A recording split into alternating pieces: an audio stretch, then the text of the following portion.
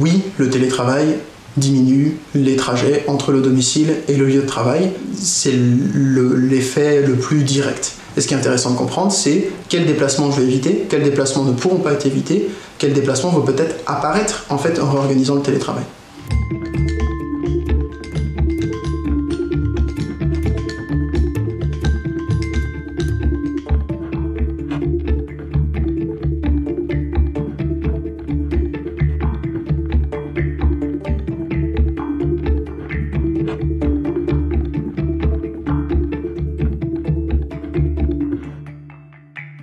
Les effets rebonds, donc effectivement, c'est quelque chose qui existe, c'est quelque chose qui est gérable, mais seulement si on les a en tête. Concrètement, le télétravail sur les déplacements, c'est de dire, puisque je télétravaille, je vais moins me déplacer, et il se trouve que au final, pas forcément.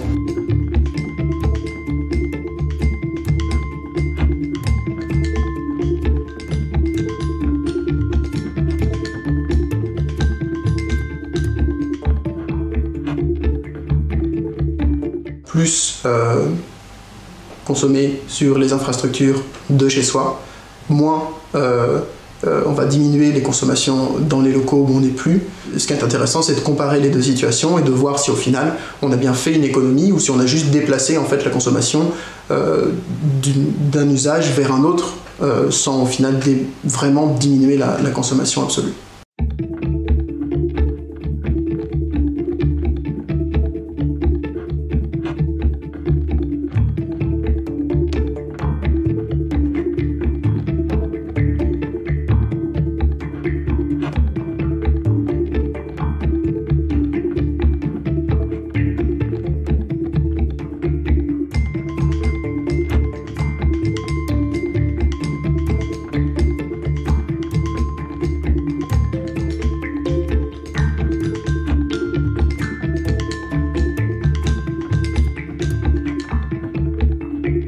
Le télétravail est un usage numérique. Donc comme tous les usages numériques, il s'appuie sur une infrastructure physique et donc il va consommer de l'énergie, des ressources et être lié à des émissions de gaz à effet de serre. Le télétravail, il s'appuie sur des flux vidéo, notamment, entre autres, parce qu'on a souvent la visioconférence en tête.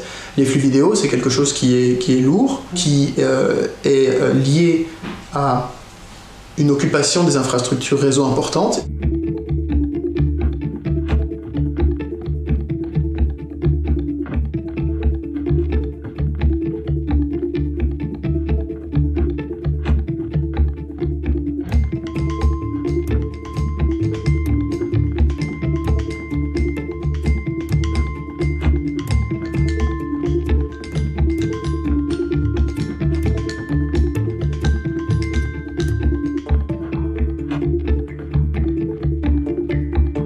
Donc c'est pas juste une question de savoir si le télétravail est bon pour l'environnement, la question c'est de savoir comment on fait pour le mettre en place et pour avoir en tête ses impacts directs et ses impacts indirects avec ses effets rebonds et la mobilité, pour être sûr qu'au final on atteigne bien une diminution de la consommation énergétique et des émissions.